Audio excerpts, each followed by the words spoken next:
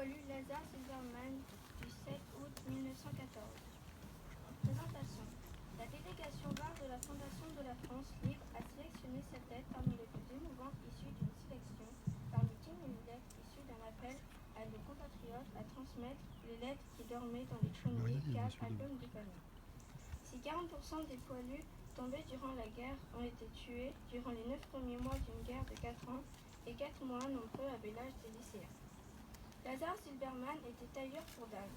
Avant de partir au front comme engagé volontaire parce qu'il veut s'acquitter d'une dette essentielle auprès de son pays d'accueil, Lazare ressent le besoin d'écrire une lettre testament à son épouse Sally, qui comme il est réfugié romain.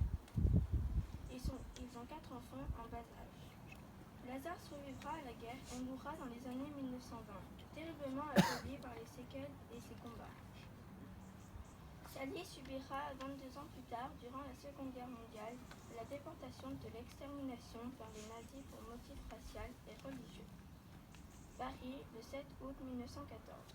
Ma chère Sally, avant de partir faire mon devoir en notre pays d'adoption, la France que nous n'avions jamais eu à nous plaindre, il est de mon devoir de te faire quelques recommandations, car je ne sais pas si je reviendrai.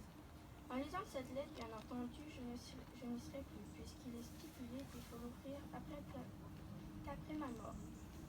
1. Tu trouveras dans le coffre-fort 4 lettres que tu remettras à qui de toi.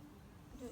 Tu trouveras le papier timbré de mon actif et de mon passif, où il est bien stipulé que tu es avec mes chers enfants, les seuls héritiers du peu, malheureusement, qu'il reste de moi. Bien sûr, ma chère, je sais que je te laisse dans la misère, car tout cela représente beaucoup, et en réalité ne représente rien. Je te laisse un gros fardeau que d'élever 4 petits orphelins que pourtant j'aurais voulu les voir heureux, car tu sais, j'ai jamais rien fait pour moi. J'ai toujours pensé te rendre heureuse ainsi que nos chers petits. J'ai tout fait pour cela et pour finir, je n'ai pas réussi ce que j'ai voulu. Je te remercie pour les quelques années de bonheur que tu m'as donné, puis notre mariage, hélas trop court.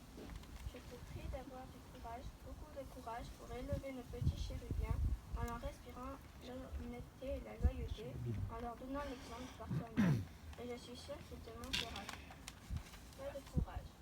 Parle-leur toujours des sacrifices au-dessus de ma situation que j'ai fait pour eux et qu'ils suivent mon exemple. Quant à toi, je crois qu'il te restera de bons souvenirs de moi.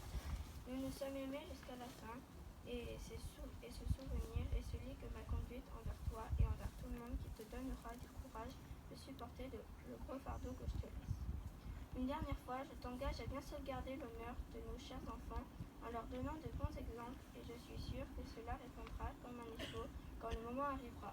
Je t'embrasse une dernière fois, ton compagnon de bonheur et de malheur, Lazare.